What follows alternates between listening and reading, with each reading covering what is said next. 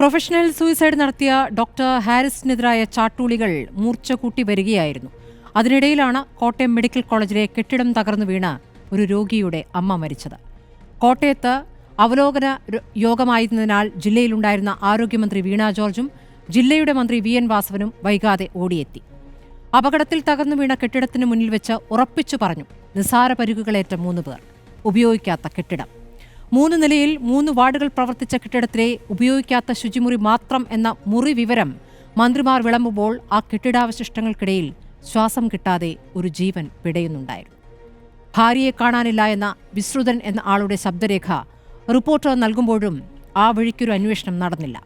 മറുപടി പറയാൻ ആളുമുണ്ടായിരുന്നില്ല. ഒടുവിൽ ബന്ധു പോലീസിൽ പരാതിപ്പെട്ടപ്പോഴാണ് അവിടേക്ക് ഫയർഫോഴ്സ് യൂണിറ്റ് എത്തുന്നത്. അപ്പോഴേക്ക് സമയം 12 മണി. 10:30 നടന്ന അപകടത്തിൽ രക്ഷാപ്രവർത്തനം തുടങ്ങുന്നത് 12 മണിക്ക്. 1 മണിയോടെ മൃതദേഹം പുറത്തെടുക്കുന്നു. അപ്പോഴും ആരുടെയോ നിർദ്ദേശം കിട്ടിയെന്ന പോലെ ഒരക്ഷരം മിണ്ടാതെ രക്ഷാപ്രവർത്തകർ നിൽക്കുകയായിരുന്നു. മന്ത്രിമാർ പിന്നെയും എത്തി പ്രതികരണവുമായി. 2013 UDF കാലത്തെ കെട്ടിടത്തിലെ ശോച്യാവസ്ഥയിൽ തുടങ്ങി നേട്ടങ്ങളുടെ പട്ടിക വിവരിക്കൽ, മരണത്തെക്കുറിച്ചുള്ള ചോദ്യത്തിനുള്ള ന്യായീകരണങ്ങൾ. ജില്ലയിൽ അവലോകന യോഗമുണ്ടായിരുന്നതിനാൽ മുഖ്യമന്ത്രിയും എത്തി 5 മണി കഴിഞ്ഞതോടെ. 4.5 കൊല്ലം മുൻപൊരു ഏപ്രിലിൽ ഉറപ്പാണ്, LDF ഉറപ്പാണ് കേരളമെന്ന് പറഞ്ഞ് വോട്ട് ചോദിച്ചപ്പോൾ അതിനിടയിൽ എഴുതി വച്ചിരുന്ന ഉറപ്പാണ് ആരോഗ്യമെന്ന്. ആ ഉറപ്പ് തകർന്നു മരിച്ചത് ഒരു പാവം വസ്ത്രശാല തൊഴിലാളിയാണ്. മരിച്ചത് നിർമ്മാണ തൊഴിലാളിയുടെ ഭാര്യയാണ്. കൂലിപ്പണിയെടുത്ത മിച്ചം പിടിച്ച കാശുകൊണ്ട് മക്കളെ എഞ്ചിനീയറിംഗും നഴ്സിംഗും പഠിപ്പിച്ചതുകൊണ്ട് നേതാക്കളെപ്പോലെ മൾട്ടി സ്പെഷ്യാലിറ്റി ആശുപത്രിയിൽ പോകാൻ കഴിവില്ലാത്ത ഒരമ്മയാണ്. പാതി പണിത തേക്കാത്ത വീട്ടിലേക്ക് മകൾക്ക് കൂട്ടിരുന്ന അമ്മയുടെ മൃതദേഹം നാളെ എത്തിക്കുമ്പോഴും പറയാം, സിസ്റ്റം ശരിയല്ല, സിസ്റ്റത്തിന്റെ വീഴ്ചയാണ്. സിസ്റ്റം കൊന്നോ എന്നതാണ് ചോദ്യം.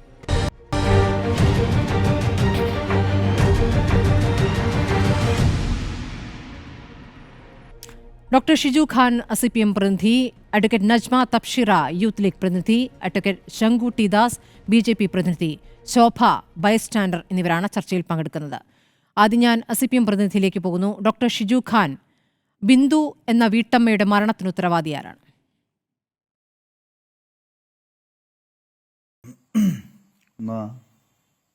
ഇത്തരം മരണങ്ങളുടെ പശ്ചാത്തലത്തിൽ വലിയ വാദപ്രതിവാദങ്ങൾക്കോ ചർച്ച ചെയ്ത് ആരെങ്കിലും ജയിക്കാനോ തോൽക്കാനോ ഒന്നുമല്ല നമ്മൾ ഇത്തരം ദിവസങ്ങളിൽ ഈ വിഷയങ്ങൾ ചർച്ച ചെയ്യുന്നത്.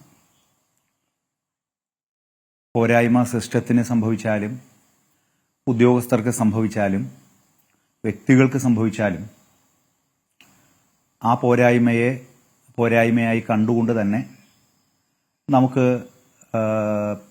അത് പരിഹരിക്കാൻ എന്തൊക്കെ ചെയ്യാം എന്നുകൂടി ചിന്തിക്കേണ്ടി വരും. ഇവിടെ ഉണ്ടായ മരണം അത്യധികം വേദനിപ്പിക്കുന്നതാണ്. ആ മരണത്തിൻ്റെ വാർത്തയും കുടുംബാംഗങ്ങളുടെ വേദനയുമൊക്കെ ഉയർന്നു വരുന്ന ഘട്ടത്തിൽ ഏതെങ്കിലും ഒരു വാദം ഉന്നയിച്ച് ഇത്തരം പ്രശ്നങ്ങളിൽ നിന്ന് ഒഴിഞ്ഞു മാറാനൊന്നും ഞങ്ങൾ ആരും ശ്രമിക്കുന്നില്ല. ഈ മരണം അങ്ങേയറ്റം വേദനാജനകമാണ്. അതിനെ സംബന്ധിച്ച് വിവരങ്ങൾ കൂടുതൽ എന്താണ് സംഭവിച്ചതെന്നും വസ്തുതാപരമായി എന്തൊക്കെയാണ് അവിടെ ഉണ്ടായതെന്നുമുള്ള വിവരങ്ങൾ കുറെ കൂടി ആധികാരികമായി അന്വേഷണങ്ങളിലൂടെ പുറത്ത് വരണം. അതോടൊപ്പം ഇങ്ങനെ ഒരു കെട്ടിടം ഇടിഞ്ഞു വീഴാനുണ്ടായ സാഹചര്യം മാത്രമല്ല, പഴക്കം വന്ന കെട്ടിടങ്ങളിൽ ആളുകൾക്ക് അവരവിടെ എത്തുകയും അല്ലെങ്കിൽ അവിടെ ഉപയോഗിക്കേണ്ടി വരികയും ചെയ്യുന്ന സാഹചര്യം, അക്കാര്യത്തിൽ കർശനമായ നിലപാട് എല്ലാ തലങ്ങളിലും സ്വീകരിക്കേണ്ടതുണ്ട്. പുതിയ കെട്ടിടത്തിലേക്ക് ഷിഫ്റ്റിംഗ് നടക്കുന്നു, അതിൻ്റെ നടപടികൾ സ്വീകരിച്ചു വരുന്നു എന്നുള്ളതാണ് ഔദ്യോഗികമായി നമുക്ക് ലഭിക്കുന്ന വിശദീകരണം. എന്നാൽ അങ്ങനെ നമ്മൾ പറയുമ്പോൾ തന്നെ എന്തുകൊണ്ടാണ് ഈ പഴയ കെട്ടിടത്തിൽ അതിൻ്റെ ഷിഫ്റ്റിംഗ് അടിയന്തരമായി തന്നെ പൂർത്തീകരിച്ച് ആളുകൾക്ക് സുഗമമായ സൗകര്യങ്ങൾ ഉണ്ടാകേണ്ടതുണ്ട് എന്ന കാര്യത്തിലൊന്നും ഒരു തർക്കവുമില്ല. അതുകൊണ്ട് ഇക്കാര്യത്തെ സംബന്ധിച്ച് സമഗ്രമായിട്ടുള്ള ഒരു പരിശോധന ശക്തമായ നിലപാട് ഗവൺമെന്റ് സ്വീകരിക്കണം. ഡോക്ടർ ഷിജു ഖാൻ, ഞാൻ ആരാണ് ബിന്ദുവിന്റെ മരണത്തിന് ഉത്തരവാദി എന്ന് ചോദിക്കാൻ കാരണം ഒരു കെട്ടിടം തകർന്നു വീഴുന്നു. അവിടെ അവലോകന യോഗം ഉണ്ടായിരുന്നത് കൊണ്ട് ആരോഗ്യമന്ത്രിയും മന്ത്രി വി എൻ വാസവനും വളരെ വേഗം തന്നെ അവിടേക്ക് എത്തുന്നുണ്ട്. അവിടെ യോഗം നടക്കുന്നതുകൊണ്ട് മന്ത്രിമാർ അവിടെ ഉണ്ടായിരുന്നു, വളരെ വേഗം എത്തുന്നു. പക്ഷേ ആദ്യത്തെ പ്രതികരണം എന്ന് പറയുന്നത് അങ്ങനെയാണ് അവരെ ധരിപ്പിച്ചിരുന്നത് എന്നുകൊണ്ടായിരിക്കാം ആദ്യത്തെ പ്രതികരണം നിസ്സാരമായ പരിക്കുകളോടെ 3 പേർ അവർക്ക് ചികിത്സ നൽകുന്നു എന്നുള്ളതാണ്. പക്ഷേ ഒരു കെട്ടിടം ആകെ കൂടി തകർന്ന് വീണ് തരിപ്പണമായി മുന്നിൽ കിടക്കുകയാണ്. അതിനടിയിൽ ഒരാൾ പെട്ടുകിടക്കുന്നുണ്ടാകുമോ എന്നൊരു സംശയം പോലും ഉണ്ടാകാതിരുന്നത് എന്തുകൊണ്ടാണ്? അതുകൊണ്ടാണ് അവിടെ ഒരു തിരച്ചിൽ നടക്കാൻ വൈകിയത്. എത്ര വൈകിയാണ് തിരച്ചിൽ നടന്നത് എന്നുള്ള കാര്യം അറിയാമല്ലോ. 10:30-ക്കാണ് ഈ അപകടം സംഭവിക്കുന്നത്. 12 മണിക്കാണ് ഒരു തിരച്ചിലേക്ക് പോകുന്നത്. അതെപ്പോഴാണ്? ഈ വിശ്രുതൻ എന്ന വ്യക്തിയുടെ ബന്ധു പോലീസിലേക്ക് വിളിച്ചു പറഞ്ഞ ശേഷമാണ് അവിടേക്ക് ഫയർഫോഴ്സ് എത്തുന്നത്, തിരച്ചിൽ തുടങ്ങുന്നത്. തിരച്ചിൽ നടത്താനുണ്ടായ ദുർഘടമായ സാഹചര്യം വേറെ നിൽക്കുന്നു. പക്ഷേ വേറെയൊന്നും സംഭവിച്ചിട്ടില്ല എന്നത് പറഞ്ഞതോടുകൂടി അതിനുള്ള ഒരു തിരച്ചിലിനുള്ള സാധ്യത തന്നെ അവിടെ അടയ്ക്കുന്നതാരാണ്? മന്ത്രിമാരാണ്. അതിന്റെ ഉത്തരവാദിത്വമില്ലേ ഡോക്ടർ ഷിജു ഖാൻ? ഇപ്പം നമ്മുടെ ആരോഗ്യമന്ത്രിയായാലും അതോടൊപ്പം നമ്മുടെ സഹകരണ വകുപ്പ് മന്ത്രിയായാലും കോട്ടയം ജില്ലയിൽ നിന്ന് തന്നെയുള്ള മന്ത്രിയാണ്. അവരൊക്കെ അങ്ങേയറ്റം അവരുടെ വകുപ്പുകളിലെ പ്രവർത്തനങ്ങൾ ഏകോപിപ്പിക്കാനും അവരുടെ വകുപ്പുകളിലെ പ്രവർത്തനങ്ങൾ ഊർജിതമാക്കാനും ശ്രമിക്കുന്നവരാണ്. അങ്ങേയറ്റം അതിൽ ആത്മാർത്ഥത പുലർത്തുന്നവരുമാണ്. ഈ സംഭവത്തിന് ശേഷം പ്രാഥമികമായ ഒരു വിവരം പങ്കുവയ്ക്കപ്പെട്ടതിൻ്റെ അടിസ്ഥാനത്തിലാണ് ഇപ്രകാരം ഒരു പ്രതികരണം വന്നതെന്നാണ് ഞാൻ മനസ്സിലാക്കുന്നത്. നമുക്ക് പലപ്പോഴും ഇത്തരം ദുരന്തങ്ങളുടെയൊക്കെ പശ്ചാത്തലത്തിൽ ഒരുപക്ഷെ മറ്റൊന്നും ഉണ്ടാകരുതേ, അല്ലെങ്കിൽ മറ്റ് അപകടങ്ങളിലേക്കൊന്നും ഉണ്ടാകരുതേ എന്ന ഒരു ആഗ്രഹമാണ് നമ്മുടെ എല്ലാ മനസ്സിലും ഉള്ളത്. അപ്പോൾ മന്ത്രിമാരെന്ന നിലയിലും അത്തരമൊരു സന്ദർഭത്തിൽ അവരുടെ പ്രതികരണം അവർക്ക് ലഭിച്ച വിവരങ്ങളുടെ അടിസ്ഥാനത്തിലായിരിക്കും. പക്ഷേ അവരത് പറഞ്ഞതുകൊണ്ട് രക്ഷാപ്രവർത്തനത്തെ തടസ്സപ്പെടുത്തുകയോ അല്ലെങ്കിൽ രക്ഷാപ്രവർത്തനം പിന്നീട് അങ്ങനെ വൈകി വന്നാൽ മതിയെന്നോ അല്ലെങ്കിൽ നടന്നുകൊണ്ടിരിക്കുന്ന രക്ഷാപ്രവർത്തനത്തെ പിന്നെ തടസ്സപ്പെടുത്തുന്നതോ ആയ ഒരു സ്റ്റേറ്റ്മെന്റ് ആയിട്ട് നമുക്കതിനെ കാണാൻ കഴിയില്ല. രക്ഷാപ്രവർത്തനം വൈകി എന്നൊരു യാഥാർത്ഥ്യം അവിടെ നിൽക്കുന്നു. ഡോക്ടർ ഷിജു ഖാൻ, താങ്കൾ ഈ പറഞ്ഞതുപോലെ ഈ മന്ത്രിമാരോട് അവിടെയുള്ളവർ അറിയിച്ചതായിരിക്കാം, അവിടുത്തെ ഡോക്ടർമാരുടെ സംഘമായിരിക്കാം, ആശുപത്രി വൃത്തങ്ങളായിരിക്കാം, പറഞ്ഞതായിരിക്കാം. പക്ഷെ കണ്ണുകൊണ്ട് കാണുന്ന കാഴ്ചയാണല്ലോ മുന്നിൽ. ഒരു കെട്ടിടം തകർന്നതാ വീണ് കിടക്കുന്നു, അതിനടിയിൽ ഒരാൾ ഉണ്ടായിരിക്കാമോ എന്നൊരു സംശയം പോലും ഇല്ലാതാകുന്നതാണ് ചോദിക്കുന്നത്. ഇപ്പോൾ പറയുന്ന കാര്യങ്ങൾ അതേപോലെ അവതരിപ്പിക്കാനല്ലോ മന്ത്രി നിൽക്കുന്നത്. അതല്ലല്ലോ മന്ത്രിയുടെ ഉത്തരവാദിത്തം. ഇതേ മന്ത്രി തന്നെ കുറച്ചു കഴിഞ്ഞ് UDF കാലത്ത് കെട്ടിടത്തിലെ വന്നിരിക്കുന്ന പരാതി അടക്കം വേഗം സംഘടിപ്പിക്കുന്നുണ്ടല്ലോ. അതിനൊക്കെയുള്ള സാവകാശം മന്ത്രിക്ക് കിട്ടുന്നുണ്ടല്ലോ. ഞാൻ വരാം നജ്മ തബ്ഷീറിലേക്ക്. നജ്മ, ഇപ്പോൾ ബിന്ദുവിനെ നേരത്തെ തന്നെ ആ കെട്ടിടാവശിഷ്ടങ്ങൾ എടുത്തു മാറ്റിയിരുന്നെങ്കിൽ ഒരുപക്ഷെ രക്ഷപ്പെടുത്താൻ കഴിയുമായിരുന്നു എന്നുള്ള ബന്ധുക്കളും പറയുന്നത്. കാരണം 10:30-ക്ക് നടന്ന അപകടമാണല്ലോ, 12 മണിയോടെ തുടങ്ങുന്നുള്ളൂ. ഈ മൃതദേഹം പുറത്തേക്ക് എത്തിക്കുന്നത് 1 മണിക്കാണ്.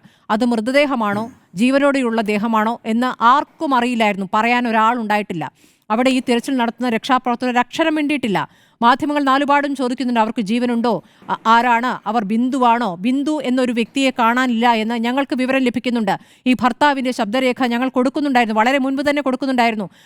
കുളിക്കാൻ പോയതാണ്, ഫോൺ എടുത്തിട്ടില്ല, കാണാനില്ല, മകൾ ഇവിടെ ഗുരുതരാവസ്ഥയിലാണ്, വരേണ്ട സമയമായി എന്ന് ആ അച്ഛൻ വിഷമിച്ച് പറയുന്ന ശബ്ദരേഖ ഞങ്ങൾ കൊടുത്തിട്ടുണ്ട്. ബിന്ദുവാണോ എന്ന് അറിയാൻ പറ്റുന്നില്ല. അത് ആരോട് ചോദിക്കണം? ഉത്തരവാദപ്പെട്ട ഒരാളും മറുപടി നൽകുണ്ടായിരുന്നില്ല. നജ്മ കാണുന്നില്ലേ രാവിലെ മുതൽ വാർത്ത? എന്താണ് നജ്മയ്ക്ക് മനസ്സിലാക്കാനാവുന്നത്? തീർച്ചയായും സ്മൃതി, ഇവിടെ ഒന്നാമതായിക്കൊണ്ട് 24/7 ലൈവ് ടെലികാസ്റ്റ് നടക്കുന്ന ഒരു കാലത്ത്, അതിനേക്കാൾ ഉപരിയായിക്കൊണ്ട് ഈ ഒരു വിഷയത്തെ സ്പെസിഫിക് ആയിട്ട് പറയുകയാണെങ്കിൽ, ഇവിടെ ഈ കെട്ടിടം പൊളിഞ്ഞത് മുതലുള്ള ഓരോ നിമിഷവും ഇവിടുത്തെ മാധ്യമങ്ങൾ ആ വാർത്ത റിപ്പോർട്ട് ചെയ്തുകൊണ്ടിരിക്കുന്നുണ്ട്, അവിടെയുള്ള പ്രശ്നങ്ങൾ സൂചിപ്പിക്കുന്നുണ്ട്. ഇങ്ങനെയൊക്കെ ഉണ്ടായിട്ടും കൃത്യമായി ആ അപകടം നടന്ന് വളരെ ചെറിയ സമയത്തിനുള്ളിൽ തന്നെ അവിടെ മന്ത്രിമാരെത്തുന്നു. വളരെ നല്ല കാര്യം, മന്ത്രി ആ സമയത്ത് അവിടെ എത്തുന്നു. നമ്മൾ സാധാരണക്കാർ പ്രതീക്ഷിക്കുന്നത് അവിടെയുള്ള രക്ഷാപ്രവർത്തനത്തെ ഏകോപിപ്പിക്കുന്നു, വലിയ രൂപത്തിൽ ഉള്ള അപകടങ്ങൾ അവിടെ ഇല്ലാതിരിക്കാനുള്ള എല്ലാവിധ ശ്രമങ്ങളും എടുക്കുന്നു എന്നൊക്കെയാണ്. പക്ഷെ അവിടെ എന്താണ് സംഭവിക്കുന്നത്? അവരെത്തുന്നു, അവർ മാധ്യമങ്ങൾക്ക് മുന്നിൽ വരുന്നു, ഇങ്ങനെയൊരു രക്ഷാപ്രവർത്തനം നടത്തുന്നതിനെ കുറിച്ചേ ബോധവാന്മാരാവുന്നില്ല. അവർ വളരെ കോൺഷ്യസ് ആയിരുന്നു എന്തിനെക്കുറിച്ച്, രക്ഷാപ്രവർത്തനത്തെക്കുറിച്ചോ അവിടെ കുടുങ്ങിയ ആളുകളെക്കുറിച്ചോ അങ്ങനെ ഒരു സാധ്യതയുണ്ടോ എന്നതിനെക്കുറിച്ച് പോലുമല്ല. അവർ വളരെ കോൺഷ്യസ് ആയിരുന്നത് ഇതെൻ്റെ ഇമേജിനെ ബാധിക്കുമോ എന്നുള്ളൊരു കാര്യത്തെക്കുറിച്ചായിരുന്നു. ഇല്ല, ഇവിടെ ഒന്നും സംഭവിച്ചിട്ടില്ല, ഇവിടെ ഒന്നും സംഭവിക്കാൻ സാധ്യതയില്ല, ഇവിടെ എല്ലാം സേഫാണ് എന്ന് പറഞ്ഞ് ഇത്തരത്തിലുള്ള ഒരു തെരച്ചിൽ സാധ്യതയെ പോലും ആദ്യഘട്ടത്തിൽ തന്നെ ഡീമോട്ടിവേറ്റ് ചെയ്തുകൊണ്ടാണ്, അങ്ങനെ ഒരു സാഹചര്യത്തിലേക്ക് നമ്മൾ പോവേണ്ടതില്ല എന്ന് ആളുകളെ പറഞ്ഞു വിശ്വസിപ്പിച്ചുകൊണ്ടാണ് മന്ത്രി അപ്പോഴും മാധ്യമങ്ങൾക്ക് മുന്നിൽ പ്രത്യക്ഷപ്പെടുന്നത്. ആർക്ക് വേണ്ടിയാണ് അവരുടെ കരുതൽ? അവരുടെ കരുതൽ അവർക്ക് വേണ്ടി മാത്രമാണ്. അവർക്ക് വേണ്ടി മാത്രമുള്ള ആ കരുതൽ കൊണ്ട് നമുക്ക് നഷ്ടപ്പെട്ടത് വിലപ്പെട്ട ഒരു ജീവനാണ്. ഭാഗ്യവശാൽ ഇനിയോ അപകടങ്ങളൊന്നും ഉണ്ടാതിരിക്കട്ടെ, അപകടങ്ങളുള്ള ആളുകൾ പെട്ടെന്ന് റിക്കവറി ആവട്ടെ എന്ന് നമ്മൾ ആഗ്രഹിക്കുകയാണ്. പക്ഷേ അവരുടെ കരുതൽ അപ്പോഴും അവരോട് മാത്രമാണ്. ഞങ്ങളുടെ ഇമേജിനെ കുറിച്ചുള്ള ഒരു ബേജാറ്, ആ ബേജാറിൻ്റെ മുകളിലാണ് ഇങ്ങനെ ഒരു രക്ഷാപ്രവർത്തനം തന്നെ ഇല്ലാതാവുന്നത്, ഒരാൾ കൊല്ലപ്പെടുന്ന സാഹചര്യം തന്നെ ഉണ്ടാകുന്നത്. കൃത്യമായി കേരളത്തിലെ പൊതുസമൂഹം ഇന്ന് വീണ ജോർജിനെതിരെ, മന്ത്രിക്കെതിരെ നടത്തുന്ന എല്ലാ സമരങ്ങളും വിളിച്ചു പറയുന്നതാണ്. ഒരു കൊലപാതകത്തിൻ്റെ രക്തക്കറ, ഒരു കൊലപാതകത്തിൻ്റെ പാപക്കറ ദേ നിങ്ങളുടെ കയ്യിലുണ്ട് മാഡം എന്ന് കൃത്യമായും ഉണ്ട്. അത് ഇന്നത്തെ ഒരൊറ്റ സംഭവം കൊണ്ട് മാത്രമല്ല ഞങ്ങൾ പറയുന്നത്. കഴിഞ്ഞ ദിവസം ഡോക്ടർ ഹാരിസിന്റെ വെളിപ്പെടുത്തലും അതിനുശേഷം ഉണ്ടായ കേരളത്തിലെ മെഡിക്കൽ കോളേജുകളുടെ അല്ലെങ്കിൽ സർക്കാർ ആരോഗ്യ വകുപ്പിന്റെ കീഴിൽ പ്രവർത്തിക്കുന്ന ആശുപത്രികളുടെ ഗുണനിലവാരവും അവിടുത്തെ കാര്യങ്ങളും ഒക്കെ കേരളം വലിയ രൂപത്തിൽ ചർച്ച ചെയ്തുകൊണ്ടിരിക്കുകയാണ്. ഡോക്ടർ ഹാരിസിന്റെ വെളിപ്പെടുത്തൽ മഞ്ഞുമലയുടെ ഒരറ്റം മാത്രമാണ് എന്ന് ഞങ്ങൾ ആദ്യമേ പറഞ്ഞതാണ്. അദ്ദേഹം പ്രവർത്തിക്കുന്ന ഹോസ്പിറ്റലിൽ മതിയായ ശസ്ത്രക്രിയാ ഉപകരണങ്ങളില്ല എന്ന് അദ്ദേഹം ഏറ്റവും മാന്യമായ രൂപത്തിൽ എങ്ങനെയാണോ അധികാരികളെ അറിയിക്കേണ്ടത് ആ രൂപത്തിൽ അറിയിക്കുകയും ഏകദേശം 9 മാസം മുൻപ് തന്നെ ഇതേ മന്ത്രിയുടെ പ്രൈവറ്റ് സെക്രട്ടറിയെ കണ്ട് ഈ വിഷയം ബോധിപ്പിക്കുകയും ഒക്കെ ചെയ്തിട്ടും യാതൊരു നടപടിയും ഇല്ലാതിരുന്നിട്ടുമാണ് ഒടുവിൽ അയാൾ മാധ്യമങ്ങളോട് ഈ വിഷയങ്ങൾ പറയുന്നത്. ആ വിഷയങ്ങൾ ജെന്യുവിൻ ആണ് എന്ന് മനുഷ്യർക്ക് ബോധ്യപ്പെടുകയും അതിനെ ഒരു തരത്തിലും തടയിനാടാവാത്ത രൂപത്തിൽ ആളുകൾ അത് ഏറ്റെടുക്കുകയും ചെയ്തപ്പോൾ ഒരു ചെറിയ പാപഭാരത്തോടു കൂടി അവർ അതിനെ ആ സ്റ്റേറ്റ്മെൻറ്റിനെ ഏറ്റെടുത്തു. പിന്നീട് അതേ ദിവസം തന്നെ കേരളത്തിൻ്റെ മുഖ്യമന്ത്രി ആ സ്റ്റേറ്റ്മെൻറ്റിനെ തള്ളി പറഞ്ഞു. അഥവാ ഇത്തരത്തിലുള്ള സ്റ്റേറ്റ്മെൻറ്റുകൾ കേരളത്തിൽ ഗവൺമെൻറ് മെഡിക്കൽ കോളേജ് ഹോസ്പിറ്റലിൽ ശസ്ത്രക്രിയാ ഉപകരണങ്ങളില്ല എന്ന വാസ്തവം നിങ്ങൾ ആളുകളോട് വിളിച്ചു പറയുകയാണെങ്കിൽ പോലും അത് സർക്കാരിൻ്റെ പ്രതിച്ഛായയെ ബാധിക്കുന്നതാണ്. ഇവരാരെയാണ് ഭയപ്പെടുന്നത്? ജനങ്ങളെയാണോ? ഇവരാർക്ക് വേണ്ടിയാണ് കരുതൽ നൽകുന്നത്? ജനങ്ങൾക്ക് വേണ്ടിയാലും അല്ല. പ്രതിച്ഛായയാണ് ഈ കമ്മ്യൂണിസ്റ്റ് സർക്കാരിൻ്റെ മുഖമുദ്ര എന്ന് പറയാൻ ഞങ്ങൾക്ക് യാതൊരു മടിയുമില്ല. അതിൽ നിന്നാണ് ഈ ചർച്ചകൾ മുഴുവനായിട്ടും ഉണ്ടായിട്ടുള്ളത്. അതാണ് ഇത്തരത്തിലൊരു കൊലപാതകത്തിലേക്ക് പോലും നയിച്ചിട്ടുള്ളത്. അങ്ങനെയല്ല എങ്കിൽ ഡോക്ടർ ഹാരിസിൻ്റെ വെളിപ്പെടുത്തലിന് ശേഷം ഏറ്റവും കൃത്യമായിട്ട് അവർക്ക് ഏതൊക്കെ തരത്തിൽ ഇടപെടാമായിരുന്നു. ഇത് ഡോക്ടർ ഹാരിസിൻ്റെ തിരുവനന്തപുരം മെഡിക്കൽ കോളേജിലെ അവസാനത്തെ ഇൻസിഡൻറ്റോ കോട്ടയം മെഡിക്കൽ കോളേജിൽ ഇന്നുണ്ടായിട്ടുള്ള ഇൻസിഡന്റോ മാത്രം ചൂണ്ടിക്കൊണ്ടല്ല ഞങ്ങൾ ഡോക്ടർ ഹാരിസിനെ ഡോക്ടർ ഹാരിസിന് പിഴവ് പറ്റിയെന്ന രൂപത്തിലുള്ള പ്രതികരണത്തിലേക്ക് എത്തിച്ചിട്ടുണ്ട് നജ്മ തബ്ഷീറ. ഇന്ന് രാവിലെ ഡോക്ടർ ഹാരിസ് പ്രതികരിക്കുമ്പോൾ അദ്ദേഹം തന്റെ ചുമതലകൾ അടുത്ത ആളിലേക്ക് ഏൽപ്പിക്കുന്ന കാര്യത്തിലേക്ക് വരെ തീരുമാനം എടുത്തു കഴിഞ്ഞു നിൽക്കുകയാണ്. ഇതാ വരുന്നു നടപടി എന്ന് പ്രതീക്ഷിച്ചുകൊണ്ട് അത് കാത്തു നിൽക്കുകയാണ്. അതെ, ഓർമ്മിപ്പിച്ചതിന് നന്ദി സ്മൃതി. അഥവാ ഇദ്ദേഹത്തിനെതിരെ നടപടിയെടുക്കുന്നു, അഥവാ അദ്ദേഹം ചൂണ്ടിക്കാണിച്ചത് സത്യമാണ് എന്ന് അറിഞ്ഞ് അത് അംഗീകരിച്ചിട്ട് പോലും അദ്ദേഹത്തിനെതിരെ നടപടിയെടുത്ത് അദ്ദേഹത്തെ നിശബ്ദനാക്കണം. അതും ഇടതുപക്ഷ അനുഭാവിയായ സജീവ പ്രവർത്തകനായ ഒരു ഡോക്ടറായിട്ട് പോലും അതിലും അപ്പുറത്തേക്ക് അവരെ നയിക്കുന്നത് ഈ പ്രതിച്ഛായ എന്നുള്ള ഭയമാണ്. ആ ഭയം കൊണ്ട് അദ്ദേഹത്തെ നിശബ്ദനാക്കി മൂലക്കിരുത്താനാണ് തീരുമാനം. സമയം അനുവദിക്കുമെങ്കിൽ കേരളത്തിൽ കുറച്ച് കാലങ്ങളായിക്കൊണ്ട് മെഡിക്കൽ കോളേജുകളിൽ നടന്നിട്ടുള്ള ചില വാർത്തകൾ എനിക്ക് നമുക്ക് അടുത്ത ഘട്ടത്തിലേക്ക് വരാം. നമുക്കിപ്പോൾ ഈ മെഡിക്കൽ കോളേജ് ആശുപത്രിയിൽ ഒരു ബൈസ്റ്റാൻഡറായി നിൽക്കുന്ന ഒരു വ്യക്തിയിലേക്ക് കൂടെ പോയ ശേഷം ഞാൻ ശങ്കുട്ടി ദാസിലേക്ക് വരാം. ശോഭയിലേക്കാണ് പോകുന്നത്. ശോഭ, ഈ അപകടം നടന്ന കെട്ടിടത്തിലെ 3 വാർഡുകൾ അല്ലേ, 10, 11, 14 വാർഡുകൾ, ശോഭ ആരുടെ ബൈസ്റ്റാൻഡറായിട്ട് വന്നതാണ്? ആരുടെ കൂട്ടിയിരിപ്പുകാരിയായി വന്നതാണ്? എൻ്റെ അമ്മയുടെ. ഈ കെട്ടിടത്തിന്റെ ഒരു അവസ്ഥ ശോഭയ്ക്ക് പറയാമോ? ഇവിടുത്തെ ശുചിമുറികൾ നിങ്ങൾ ഉപയോഗിച്ചതാണല്ലോ അല്ലേ? ആണ്, ശുചിമുറികൾ ഉപയോഗിച്ചതാ. എന്താണ് അവിടുത്തെ ആ കെട്ടിടത്തിന്റെ ഒരു അവസ്ഥയൊന്ന് പറയൂ. എന്നാണ് നിങ്ങൾ ആശുപത്രിയിൽ അമ്മയുമായിട്ട് എത്തിയത്? ഞങ്ങളിന്ന് 20 ദിവസമായി എത്തിയിട്ട്. മേൽക്കൂരയെല്ലാം പൊട്ടി പൊളിഞ്ഞതായിരുന്നു. ഏത് വാർഡിലാണ് അമ്മ കിടക്കുന്നത്? വിള്ളലുണ്ടായിരുന്നു. ഏത് വാർഡിലാണ്? 10ാം വാർഡില്. 10ാം വാർഡിൽ. പറഞ്ഞോളൂ, വാർഡിന്റെ സ്ഥിതി എന്താണ്? വാർഡിൻ്റെ സ്ഥിതി അപ്പോൾ അവിടെ അടച്ചു പൂട്ടി. വേറെ വാർഡിലോട്ട് ഞങ്ങളെ ഷിഫ്റ്റ് ചെയ്തു. അല്ലല്ല, നിങ്ങൾ അവിടെ ഉള്ളപ്പോഴത്തെ കാര്യമാണ് പറഞ്ഞത്. മേൽക്കൂരയൊക്കെ എങ്ങനെയാണ്? മേൽക്കൂരയെല്ലാം ഇടിഞ്ഞ് താഴെ വീണായിരുന്നു. ഒരു വലിയൊരു സൗണ്ട് കേട്ടായിരുന്നു. ഞാനിന്നേരം അമ്മയും കൊണ്ട് വേറൊരു വാർഡിലോട്ട് പോയായിരുന്നു. ഒരു ഇതുണ്ടായിരുന്നു, അതിന് വേണ്ടി അങ്ങോട്ട് പോയായിരുന്നു. അപ്പോഴാണ് ഈ അപകടം. ആന്നു. ഈ ശുചിമുറിയുടെ അവസ്ഥ എന്തായിരുന്നു? നിങ്ങൾ ഉപയോഗിച്ചാണല്ലോ അല്ലേ? ഇന്ന് രാവിലെയും പോയിരുന്നോ? ആന്നു, എന്നും പോകുന്നതാ. എന്താണ് അവിടുത്തെ ഒരു ശുചിമുറി എങ്ങനെയാണ് കാണാൻ? എങ്ങനെയാണ്? എല്ലാ ഭാഗവും പൊളിഞ്ഞു നിൽക്കുകയാണോ? മുകളിൽ നിന്നൊക്കെ വീഴാനുള്ള അവസ്ഥയിലാണ് ചിലർ പറയുന്നത്. വിണ്ട് കയറി നിൽക്കുമായിരുന്നു 4 സൈഡും. ഇപ്പോൾ ആ ഭാഗമൊക്കെ ഇപ്പോൾ തകർന്ന് വീണു താഴേക്ക് അല്ലേ? തകർന്നു വീണു. ഇപ്പോൾ ഏത് ശുചിമുറിയാണ് അവിടെ പൂട്ടിയിട്ടിരിക്കുന്നത്? പൂട്ടിയിട്ട കെട്ടിടമാണ് വീണത് എന്നാണല്ലോ ഇപ്പോൾ മന്ത്രി നേരത്തെ പറഞ്ഞത്. അത് ശോഭയും കേട്ടതാണല്ലോ. ഏത് ഭാഗത്തെ ശുചിമുറിയാണ് പൂട്ടിയിട്ടിരിക്കുന്നത്? അത് പൂട്ടിയിട്ടിരിക്കുന്ന ഇപ്പം 10ാം വാർഡിലെ ശുചിമുറി തകർന്ന് താഴെ വീണു. അവിടെ പൂട്ടിയിട്ടിട്ടില്ല. ഞങ്ങൾ ഇത്രയും ജനങ്ങൾ അവിടെ കിടപ്പുണ്ടായിരുന്നു. 30-35 പേരുണ്ടായിരുന്നു അവിടെ. അല്ല, പൂട്ടിയിട്ടത് എവിടത്തെയാണ് അറിയാമോ? അത് പൂട്ടിയിട്ടതൊന്നുമല്ല. അവിടെ പൂട്ടിയിട്ടത് എവിടത്തെയാണെന്ന് എനിക്ക് അറിഞ്ഞുകൂടാ. നിങ്ങൾ ഉപയോഗിച്ചുകൊണ്ടിരുന്നതാണല്ലേ? ആണ്. ഈ നല്ല പഴക്കമുണ്ട കെട്ടിടം എന്നുള്ളത് അവിടേക്ക് കയറുമ്പോൾ തന്നെ ഒരു ഭയമുണ്ടാക്കിയിരുന്നോ? ഉണ്ടാക്കിയിരുന്നു. നിങ്ങൾ ആരോടെങ്കിലും പറഞ്ഞിരുന്നോ? പറഞ്ഞു വന്നില്ല. ഞങ്ങളെല്ലാവരും അങ്ങോട്ടും ഇങ്ങോട്ടും പറഞ്ഞായിരുന്നു. അല്ലാതെ ആരോടും പറഞ്ഞു വന്നില്ല. ആരെ കണ്ടിട്ട് നമ്മൾ പറയാനാ? ഈ ബിന്ദുവിനെ നിങ്ങൾ കണ്ടിരുന്നോ ശോഭ? ബിന്ദു മകൾക്ക് കൂട്ടിരിക്കാൻ വന്നതാണല്ലോ. ബിന്ദുവിനെ ഇന്നലെ ഞാൻ കണ്ടായിരുന്നു. ആന്നു. ഈ ബിന്ദുവിനെ കാണാതായ ശേഷം അവിടെ ഭർത്താവ് കാണാനില്ല എന്ന് പറയുന്ന സമയത്തൊക്കെ ശോഭ അവിടെ ഉണ്ടോ?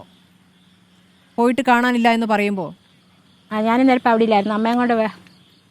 അമ്മയും കൊണ്ട് വേറെ ഒരു വാർഡിൽ പോയിരിക്കുകയായിരുന്നു. ഇന്നേരപ്പം ഞാൻ അവിടെ ഇല്ലായിരുന്നു. ശരി. ഇപ്പോൾ ബിന്ദുവിൻ്റെ മൃതദേഹം ആശുപത്രിയിൽ നിന്ന് ഇറക്കുന്ന ദൃശ്യങ്ങളാണ് കാണുന്നത്.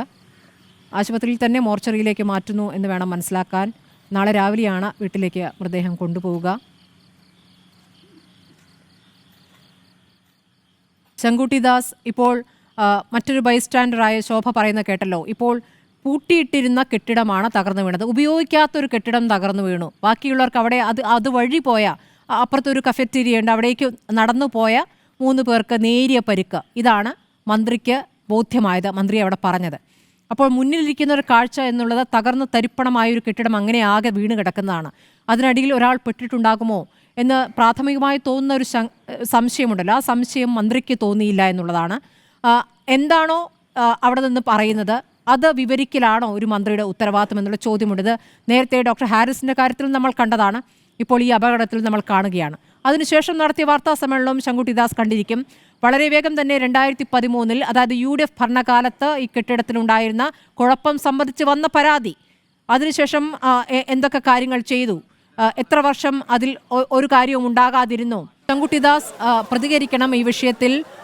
ഈ ബിന്ദുവിൻ്റെ മരണത്തിലേക്ക് നയിച്ച സംഭവം എന്താണ് യഥാർത്ഥത്തിൽ? രക്ഷാപ്രവർത്തനം വേഗത്തിൽ നടന്നിരുന്നു. 10:30 അപകടമുണ്ടായി. തൊട്ടു പിന്നാലെ കെട്ടിടാവശിഷ്ടങ്ങൾ എടുത്തു മാറ്റിയിരുന്നെങ്കിൽ ഒരുപക്ഷെ ആ വീട്ടമ്മയെ രക്ഷിക്കാമായിരുന്നില്ലേ?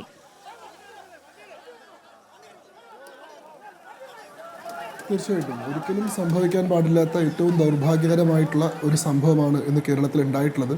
ആദ്യം തന്നെ ആ മരണപ്പെട്ട ബിന്ദുവിൻ്റെ കുടുംബാംഗങ്ങളെ എൻ്റെ അനുശോചനം, എൻ്റെയും പാർട്ടിയുടെ അനുശോചനം അറിയിക്കുകയാണ്.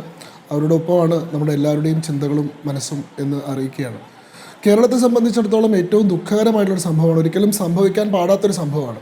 ഇടതുപക്ഷത്തിൻ്റെ പ്രതിനിധി സംസാരിക്കുമ്പോൾ പറഞ്ഞിരുന്നു ഇങ്ങനത്തെ ഒരു ദുഃഖകരമായിട്ടുള്ള സംഭവത്തിൻ്റെ പശ്ചാത്തലത്തിൽ നമ്മൾ രാഷ്ട്രീയം പറയരുതെന്ന്. അങ്ങനെ ഒരു ആനുകൂല്യം ഇന്നത്തെ പശ്ചാത്തലത്തിൽ ആരോഗ്യമന്ത്രി വിശിഷ്യ അർഹിക്കുന്നില്ല എന്നാണ് ഞാൻ കരുതുന്നത്. ഇന്ന് തന്നെ രാജിവെച്ചൊഴിയേണ്ടതായ ധാർമ്മിക ഉത്തരവാദിത്വം അവർക്ക് മേൽ നേരിട്ട് സംഭവിച്ചിട്ടുണ്ട് ഈ സംഭവവുമായി ബന്ധപ്പെട്ട്. അത് രക്ഷാപ്രവർത്തനം വൈകുന്നതിലേക്ക് കാരണമായിട്ടുള്ള അവരുടെ ഒരു പ്രസ്താവന എന്ന് പറയുന്ന ഏറ്റവും ഗുരുതരമായിട്ടുള്ള പ്രശ്നം തന്നെയാണ്. എന്താണ് യഥാർത്ഥത്തിൽ സംഭവിച്ചത്? കോട്ടയം മെഡിക്കൽ കോളേജിൻ്റെ ഭാഗമായ 6 വാർഡുകളോട് കൂടിയിട്ടുള്ള ഏതാണ്ട് 360 കിടക്കകളുള്ള 3 നിലയുള്ള ഒരു കെട്ടിടം ഇടിഞ്ഞു പൊളിഞ്ഞ് വീണു എന്നുള്ളതാണ്. ഭാഗ്യവശാൽ ഒരു രോഗി മാത്രമേ മരിച്ചിട്ടുള്ളൂ. ധാരാളം പേർ മരിക്കാമായിരുന്ന സാഹചര്യം അവിടെയുണ്ട്. ഈ ചർച്ചയിലിരിക്കുന്ന ചേച്ചി പോലും പറയുന്നു ഇന്ന് രാവിലെ അവർ ആ കെട്ടിടം ഉപയോഗിച്ചിട്ടുണ്ടായിരുന്നു എന്നുള്ളതാണ്. സമാനമായി മറ്റു മാധ്യമങ്ങളിൽ എത്രയോ ആളുകൾ ഞങ്ങൾ ഇന്നും ആ കെട്ടിടം ഉപയോഗിച്ചിരുന്നു എന്ന് പറഞ്ഞിട്ടുണ്ട്. എന്നാൽ ഇങ്ങനെയൊരു സംഭവം ഉണ്ടായപ്പോൾ ആ സംഭവത്തിൻ്റെ യാഥാർത്ഥ്യം എന്താണെന്ന് മനസ്സിലാക്കാനോ അടിയന്തരമായിട്ട് അതിനടിയിൽ കുടുങ്ങിക്കിടക്കുന്ന ആൾക്കാരെ രക്ഷിക്കാനോ അതിൻ്റെ കാഷ്വാലിറ്റി റേറ്റ് കുറയ്ക്കാനോ ശ്രമിക്കുന്നതിന് പകരം ആ സംഭവത്തെ കവറപ്പ് ചെയ്തുകൊണ്ട് ഇവിടെ അങ്ങനെ ഒരു പ്രശ്നമേ ഇല്ലെന്ന് വരുത്തി തീർക്കാനും അതിനെ മൂടി കളയാനും സമൂഹത്തിൻ്റെ മനസ്സിൽ നിന്ന് അങ്ങനെ ചിത്രത്തെ മായ്ച്ചു കളയാനുള്ള വളരെ ലജ്ജാകരമായിട്ടുള്ള ശ്രമമാണ് ഉണ്ടായി എന്നുള്ളതാണ്. ഒരു പ്രശ്നം ഉണ്ടായിക്കഴിഞ്ഞാൽ ആദ്യം ആ പ്രശ്നത്തെ അഡ്രസ്സ് ചെയ്യേണ്ട, അതിനുശേഷം അതിൻ്റെ വിശദീകരണവും അതിൻ്റെ ന്യായീകരണവും ഒക്കെ പിന്നെ പറയാം. എന്നാൽ ആ ബിന്ദു എന്ന് പറയുന്ന സ്ത്രീ അവശിഷ്ടങ്ങൾക്ക് അടിയിൽ കിടക്കുന്ന ജീവന് വേണ്ടി മല്ലിടുന്ന സമയത്താണ് മന്ത്രി ഉൾപ്പെടെയുള്ള ജനപ്രതിനിധികൾ വന്നിട്ട് ചാനൽ ക്യാമറയ്ക്ക് മുന്നിൽ നിന്നിട്ട് ഒരാളും അപകടത്തിൽപ്പെട്ടിട്ടില്ല, ഒരു സമൂഹം ഭയപ്പെടേണ്ട യാതൊരു പ്രശ്നവും ഇവിടെ ഇല്ല, ഇത് ഉപയോഗശൂന്യമായിട്ടുള്ള പണ്ടേ കൈയൊഴിഞ്ഞിട്ടുള്ള ഒരു പഴയ കെട്ടിടമാണ് എന്നൊക്കെ പറയുന്നത്. യഥാർത്ഥത്തിൽ അത് ഉപയോഗത്തിൽ ഇരുന്നിരുന്ന കെട്ടിടം തന്നെയായിരുന്നു എന്നും ഇന്നത്തെ ദിവസം വരെ അത് ഉപയോഗത്തിൽ ഉണ്ടായിരുന്നു എന്നതാണ് ഇത്രയും നേരം നമ്മുടെ മുന്നിൽ വന്നിട്ടുള്ള വിവരങ്ങൾ കൊണ്ട് നമുക്ക് മനസ്സിലാക്കാവുന്ന കാര്യം. അതല്ലെങ്കിൽ എപ്പോഴാണ് കേരളത്തിലെ ഒരു കെട്ടിടം ഉപയോഗശൂന്യമാവുന്നത്? എത്ര വർഷം പഴക്കം ചെന്നിട്ടുള്ള കെട്ടിടങ്ങളെയാണ് ഇവർ പഴകിയ കെട്ടിടങ്ങൾ എന്ന് വിളിക്കുന്നത്? അതുമായി ബന്ധപ്പെട്ട എന്തെങ്കിലും മാനദണ്ഡം ഉണ്ടോ എന്നെങ്കിലും ഇവിടെ വിശദീകരിക്കണം. 68 കൊല്ലം പഴക്കമുള്ള ഒരു കെട്ടിടം, ഒരു ഹോസ്പിറ്റൽ കെട്ടിടം പഴകിയ കെട്ടിടമാണ്, ഉപയോഗശൂന്യമാണെങ്കിൽ നമുക്ക് കേരളത്തിൽ ഇന്നത്തെ എത്ര ഹോസ്പിറ്റലുകൾ നമുക്ക് ഉപയോഗിക്കാൻ സാധിക്കും? നമ്മുടെ തിരുവനന്തപുരത്തെ തൈക്കാടുള്ള woman and children hospital, woman and child hospital എന്ന് പറയുന്നത് 1818 സ്വാതി തിരുനാളിൻ്റെ കാലത്ത് ഉണ്ടാക്കിയിട്ടുള്ള ആശുപത്രിയാണ്. ഇന്നും നമ്മളത് ഉപയോഗിക്കുന്നുണ്ട്. അതേ കാലഘട്ടത്തിൽ തന്നെയാണ് ഫോർട്ട് കൊച്ചിയിലുള്ള പാലസ് ഡിസ്പെൻസറി ഉണ്ടാക്കിയിട്ടുള്ളത്. അത് കൊച്ചി രാജകുടുംബത്തിൻ്റെ നേതൃത്വത്തിൽ ഉണ്ടാക്കിയിട്ടുള്ളതാണ്. 1818 തിരുവനന്തപുരം ഗവൺമെൻറ് എന്താ പറയുക ഹോസ്പിറ്റൽ GH എന്ന് പറയുന്ന തൈക്കാട് തിരുവനന്തപുരത്ത് ഗവൺമെൻറ് ഹോസ്പിറ്റൽ 1865 ഉണ്ടാക്കിയിട്ടുള്ളതാണ്. കൊല്ലത്തെ വിക്ടോറിയ ഹോസ്പിറ്റൽ 1887 ഉണ്ടാക്കിയിട്ടുള്ളതാണ്. കോട്ടക്കൽ ആയുർവേദശാല 1902 ഉണ്ടാക്കിയിട്ടാണ്. 100-200 കൊല്ലം പഴക്കമുള്ള എത്രയോ കെട്ടിടം നമ്മൾ ഉപയോഗിക്കുന്നുണ്ട്. പഴക്കമല്ല, കാലോചിതമായിട്ടുള്ള യാതൊരു പുനരുദ്ധാരണ പ്രവർത്തികളും അതിൻ്റെ നവീകരണത്തിന് വേണ്ടിയിട്ടുള്ള യാതൊരു ശ്രമങ്ങളും നടത്താതെ സമ്പൂർണ്ണ അനാസ്ഥയോടുകൂടി ആ കെട്ടിടത്തിലേക്ക് തിരിഞ്ഞു നോക്കാതെ ഇരുന്നു എന്നുള്ളതാണ് ഈ സംഭവം കാണിക്കുന്നത്. അതല്ലാതെ 68 കൊല്ലം പഴക്കമുള്ള ഒരു കെട്ടിടം ഒരു പഴകിയ കെട്ടിടമാണ്, ഉപയോഗശൂന്യമായിട്ടുള്ള ഒരു കെട്ടിടമാണെന്ന് പറയുന്ന ഒരു മാനദണ്ഡം നമ്മുടെ നാട്ടിലില്ല. ഇവിടെ ഒരു അപകടം സംഭവിച്ചപ്പോൾ ആ അപകടം സംഭവിച്ച കെട്ടിടത്തെ ഒറ്റയടിക്ക് ഉപയോഗമില്ലാത്തൊരു കെട്ടിടമാക്കി മാറ്റുകയാണ് ചെയ്തത്. ഈ 10:30 അപകടം സംഭവിക്കുന്നു ശങ്കുട്ടിദാസ്, 10:30 അപകടം സംഭവിക്കുന്നു. 10:45-11 മണിയോടുകൂടി തന്നെ ഒരു ശബ്ദരേഖ ഞങ്ങൾക്ക് ലഭിക്കുന്നുണ്ട്. ഈ പറയുന്ന ബിന്ദുവിന്റെ ബന്ധുവിൻ്റെതാണ്. ഇപ്പോൾ നമ്മൾ ദൃശ്യങ്ങളിൽ കണ്ട ആംബുലൻസിന് മുന്നിൽ പ്രതികരിച്ച അതേ ബന്ധു തന്നെ. ആ ബന്ധു നമ്മളടക്കമുള്ളവർക്ക് ആ ശബ്ദരേഖ നൽകുന്നു. ആശുപത്രി അധികൃതരോട് സംസാരിക്കുന്നതാണ്. ഇങ്ങനെ ഒരാളെ കാണാനില്ല, കുളിക്കാൻ പോയതാണ്, അവർ ഫോൺ എടുത്തിട്ടില്ല എന്ന ആശങ്കയോടെ പറയുന്ന ശബ്ദരേഖ. അതിനുശേഷം അദ്ദേഹം പോലീസിനെ വിളിക്കുന്നു. അതും കഴിഞ്ഞാണ് 12 മണിയോടെയാണ് അവിടേക്ക് ഈ തിരച്ചിലിനായി സംഘം എത്തുന്നത്. അതും അവിടേക്ക് എങ്ങനെയാണ് JCBകൾ എത്തിക്കാൻ ബുദ്ധിമുട്ടിയതെന്ന് കണ്ടല്ലോ. റോഡില്ല, കെട്ടിടത്തിന് അകത്തുകൂടി അത് പൊളിച്ചിട്ടൊക്കെയാണ് എത്തുന്നത്. അത് അവിടെ ഇപ്പോൾ നേരത്തെ ഉണ്ടായിരുന്ന സംവിധാനത്തിൻ്റെ ഒരു വീഴ്ച എന്ന് വേണമെങ്കിൽ അതിന് താൽക്കാലികമായ ഒരു ആനുകൂല്യം കൊടുക്കാം. എന്നാൽ പോലും വൈകി എന്നുള്ളൊരു യാഥാർത്ഥ്യമാണ്. നിങ്ങൾക്ക് 2.5 മണിക്കൂറാണ് വൈകിയത് ശങ്കുട്ടിദാസ്. അല്ല നോക്കൂ, ഇത് നമ്മളെ സംബന്ധിച്ചിടത്തോളം ഒരു പുതിയ അറിവാണ്. ആ കെട്ടിടത്തിൽ ആൾക്കാർ ഉപയോഗിച്ചിരുന്നു എന്നും ഇന്ന് രാവിലെ കൂടി അവിടെ ആളുകൾ ഉപയോഗിച്ചിരുന്നു എന്നും അതുകൊണ്ട് ആ കെട്ടിടത്തിൻ്റെ അവശിഷ്ടങ്ങൾക്കിടയിൽ ആളുകൾ ഉണ്ടാവാമായിരുന്നു എന്നും 12 മണിയാകുമ്പോഴേ നമ്മൾ അറിയുന്നുള്ളൂ. പക്ഷേ ഈ കോട്ടയം മെഡിക്കൽ കോളേജിൻ്റെ അധികാരികൾക്ക്, ആ ഹോസ്പിറ്റലുമായി ബന്ധപ്പെട്ട് നിൽക്കുന്ന മറ്റാളുകൾക്ക് അത് നേരത്തെ അറിയുന്നൊരു കാര്യമല്ലേ? അവരുടെ മുന്നിൽ സംഭവിക്കുന്ന കാര്യമല്ലേ? 10-11 വാർഡുകളിലെ രോഗികൾ സ്ഥിരമായിട്ട് ഈ പറയുന്ന ശുചിമുറിയാണത്ര ഉപയോഗിക്കുന്നത്. അവിടെയുള്ള 3 ശുചിമുറികളിൽ ഒരു ശുചിമുറി സീൽ ചെയ്തിട്ടുള്ളതാണ്, പൂട്ടി വെച്ചിട്ടുള്ളതാണ് ഉപയോഗശൂന്യമായതുകൊണ്ട്. മറ്റ് 2 ശുചിമുറികൾ ആളുകൾ സ്ഥിരമായിട്ട് ഉപയോഗിക്കുന്നുണ്ട്. ഇത് അറിഞ്ഞുകൊണ്ടും എന്തുകൊണ്ട് 12 മണി വരെ അവിടെ ഒരു തെരച്ചിൽ നടത്താൻ ഇവർ തയ്യാറായില്ല? കാരണം ആരും പെട്ടിട്ടില്ലെങ്കിൽ അത് അങ്ങനെ ഒരു വാർത്തയാവാതെ പോട്ടെ എന്ന് കരുതി. അവസാനം ഈ മരിച്ചുപോയിട്ടുള്ള ബിന്ദുവിൻ്റെ മകൾ അവർ അമ്മയുടെ ഫോണിലേക്ക് വിളിച്ചിട്ട് കിട്ടുന്നില്ലെന്ന് രേഖാമൂലം പരാതി കൊടുത്തതിന് ശേഷം മാത്രമാണ് ഈ ആൾക്ക് വേണ്ടിയിട്ടുള്ള ഒരു തെരച്ചിൽ നടത്തുന്നത്. അല്ലെങ്കിൽ അങ്ങനെ ഒരു തെരച്ചിലേ അവിടെ സംഭവിക്കുമായിരുന്നില്ല എന്നുള്ളത് ഒരു കാര്യത്തെ കവറപ്പ് ചെയ്യാൻ വേണ്ടി സർക്കാരിൻ്റെ ഭാഗത്ത് വന്നിട്ട് ഒരു അനാസ്ഥയെ മൂടി വെക്കാൻ വേണ്ടി ഏത് എക്സ്റ്റെൻഡ് വരെ പോകാൻ ഇവർ തയ്യാറാണ് എന്നല്ലേ കാണിക്കുന്നത്. ഇവിടെ ലീഗിന്റെ പ്രതിനിധി പറഞ്ഞു പ്രതിച്ഛായയാണ് ഇവരുടെ മുഖമുദ്ര എന്നല്ല. ഇത് പ്രതിച്ഛായ എന്ന് പറയുന്നത് ഒരു പോസിറ്റീവായിട്ടുള്ള ഇൻസ്പിറേഷനാണ്. അതിനു വേണ്ടി തന്നെയാണ് സർക്കാരുകളും രാഷ്ട്രീയ പാർട്ടിക്കാരും ശ്രമിക്കേണ്ടത്. ഇവിടെ പ്രതിച്ഛായയിലൂടെ ദുരഭിമാനമാണ്. തെറ്റ് സംഭവിച്ചാൽ അത് സമ്മതിക്കാൻ മടിച്ചുകൊണ്ട് ആ തെറ്റിനെ വരെ മൂടി വെക്കാനുള്ള ഒരു ശ്രമമാണ്. എന്നിട്ടും പറയുന്നത് സിസ്റ്റത്തിന്റെ പോരായ്മയാണെന്ന്. ഞാൻ ചോദിക്കട്ടെ, ഇത് പുതുതായിട്ട് അധികാരത്തിൽ കയറിയിട്ടുള്ള ആളുകൾ ഞങ്ങൾക്ക് പെട്ടെന്ന് മാറ്റാൻ കഴിയുന്നതല്ല, ഇതൊരു സിസ്റ്റമാണ്, സിസ്റ്റത്തിന്റെ പ്രശ്നമാണ് എന്ന് പറഞ്ഞാൽ മനസ്സിലാക്കാം. 10 കൊല്ലമായിട്ട് തുടർച്ചയായിട്ട് ഭരണത്തിലുള്ള ആളുകൾ എങ്ങനെയാണ് ഈ സിസ്റ്റത്തിന്റെ മേലെ പഴിചാരി രക്ഷപ്പെടുന്നത്? 2 ടേം തുടർച്ചയായിട്ട് ഭരിച്ചിട്ടും ഇവിടുത്തെ സിസ്റ്റത്തിൽ ഒന്നും മാറ്റം നിങ്ങൾക്ക് സംഭവിച്ചിട്ടില്ലെങ്കിൽ നിങ്ങളുടെ പരാജയം നിങ്ങൾ തുറന്ന് സമ്മതിക്കില്ല. നിങ്ങളല്ലേ സിസ്റ്റം, നിങ്ങളല്ലേ ഈ സിസ്റ്റത്തിൽ മാറ്റം കൊണ്ടുവരേണ്ടത്. 2025 മാറ്റിയിട്ടില്ല എങ്കിൽ അതെങ്ങനെയാണ് മുൻ സർക്കാരുമല്ല അതിനു മുന്നത്തെ സർക്കാരിന്റെ പിഴവാകുന്നത്?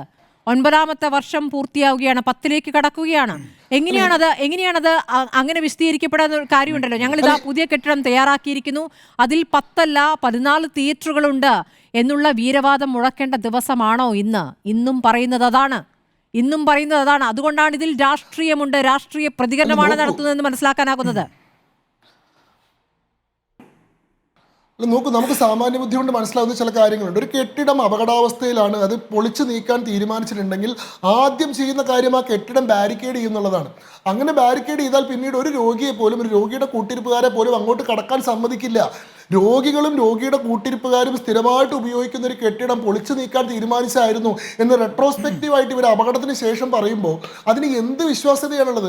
അങ്ങനെ ഒരു അപകടാവസ്ഥയിലുള്ള കെട്ടിടമാണെങ്കിൽ അത് നേരത്തെ പൊളിച്ചു നീക്കണമായിരുന്നു. 10 കൊല്ലം കൊണ്ട് ഇവർക്ക് അത് സാധിച്ചില്ലേ? ഇനി പൊളിച്ചു നീക്കുന്നതിന് കാലതാമസം നേരിട്ടാൽ പോലും അത് സീൽ ചെയ്യാനും ബാരിക്കേഡ് ചെയ്യാനും ആളുകൾ അങ്ങോട്ട് പോകുന്നില്ലെന്ന് ഉറപ്പുവരുത്താനും ഇവർക്ക് സാധിക്കണമായിരുന്നു. അതൊന്നുമില്ല. ഇതൊക്കെ വെറും ഫാർസാണ്. ഇത് ഇന്ന് രാവിലെ വരെ ആളുകൾ ഉപയോഗിച്ചിരുന്ന 6 വാർഡുകളുള്ള 360 കിടക്കകളുള്ള ആളുകൾ സ്ഥിരമായിട്ട് ഉപയോഗിക്കുന്ന ഒരു കെട്ടിടമാണ്. അത് ഇടിഞ്ഞു പൊളിഞ്ഞ് വീണതോടുകൂടി ഇതൊരു കെട്ടിടമേ അല്ല എന്ന് പ്രഖ്യാപിക്കുകയാണ് ചെയ്തത് എന്നുള്ളതാണ് നമുക്ക് ഈ കാര്യത്തിൽ നിന്ന് മനസ്സിലാവുന്നത്. ഇതിനെ സിസ്റ്റത്തിന്റെ മേലെ പഴിചാരി രക്ഷപ്പെടാൻ സാധിക്കില്ല. ഇതിൽ ആരോഗ്യമന്ത്രിക്ക് ഡയറക്റ്റ് ആയിട്ടുള്ള ഉത്തരവാദിത്വമുണ്ട്. കാരണം എന്താ, ആരോഗ്യമന്ത്രി അവിടെ വന്ന് നടത്തിയിട്ടുള്ള പ്രസ്താവന ഇവിടെ യാതൊരു അപകടവും സംഭവിച്ചിട്ടില്ല, ഒരാളുടെ ജീവൻ പോലും നഷ്ടപ്പെട്ടിട്ടില്ല, ഈ അപകടം ഇങ്ങനെ ലഘൂകരിക്കാൻ ഞങ്ങൾക്ക് സാധിച്ചു തുടങ്ങിയിട്ടുള്ള പ്രസ്താവനകൾ യഥാർത്ഥത്തിൽ അതിനടിയിൽ വിക്ടിംസ് ആരെങ്കിലും ഉണ്ടോ, ഡെബ്രിസിനടിയിൽ ആരെങ്കിലും രോഗികൾ ആരെങ്കിലും കുടുങ്ങിക്കിടക്കുന്നുണ്ടോ എന്ന് പരിശോധിക്കുന്നതിൽ നിന്ന് അതിന് ചുമതലപ്പെട്ടിട്ടുള്ള ആളുകളെ തടയുകയും ആ രക്ഷാപ്രവർത്തനത്തെ ഏതാണ്ട് 2.5 മണിക്കൂറോളം താമസിപ്പിക്കുകയാണ് ചെയ്തിട്ടുള്ളത്.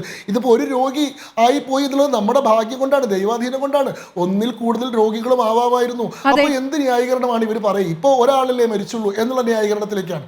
ഇത് എത്ര വേണമെങ്കിലും ആവാമായിരുന്നല്ലോ. ഇത്രയും അധികം ആളുകൾ ഉപയോഗിക്കുന്ന, സ്ഥിരമായിട്ട് ഉപയോഗിക്കുന്ന ഒരു കെട്ടിടം ഇടിഞ്ഞു പൊളിഞ്ഞ് വീഴുമ്പോൾ ഇതിന് യാതൊരു ഉത്തരവാദിത്വം ഇവർക്ക് ഇല്ലെങ്കിൽ, ഇത് ഞങ്ങൾ പണ്ടേ പൊളിച്ചു നീക്കാൻ നിശ്ചയിച്ചതായിരുന്നു എന്നുള്ളൊരു വെറും വാക്കുകൊണ്ട് ഇവർക്ക് ഇതിൻ്റെ എല്ലാ ഉത്തരവാദിത്വത്തിൽ നിന്നും ഓടി ഒളിക്കാൻ സാധിക്കുന്നുണ്ടെങ്കിൽ, അങ്ങനത്തെ ഒരു സിസ്റ്റം എന്ന് പറയുന്നത് ഇവർ നേരിട്ട് ഉത്തരവാദികളായിട്ടുള്ള, ഇവർക്ക് പരിഹരിക്കാൻ ബാധ്യത ഉണ്ടായിരുന്ന സിസ്റ്റമാണെന്നും ആ സിസ്റ്റത്തിന്റെ പോരായ്മ ഇവരുടെ തന്നെ പോരായ്മയായിട്ട് ഏറ്റെടുത്തിട്ട് ധാർമ്മികമായിട്ടുള്ള മൂല്യമെങ്കിലും ഉണ്ടെങ്കിൽ ഇവരിന്ന് രാജിവെക്കണം എന്നാണ് എനിക്ക് പറയാനുള്ളത്. CPM പ്രതിനിധിയിലേക്ക് പോവുകയാണ്. ശ്രീ ഷിജു ഖാൻ, ഇപ്പോൾ കേരളമാകെയുള്ള പ്രതിഷേധം, അതിൻ്റെ പ്രതികരണങ്ങൾ ഇപ്പോൾ കോട്ടയത്ത് നിന്ന് കാണുന്നു, ഇപ്പോൾ കോഴിക്കോട് നിന്ന് ദൃശ്യങ്ങൾ.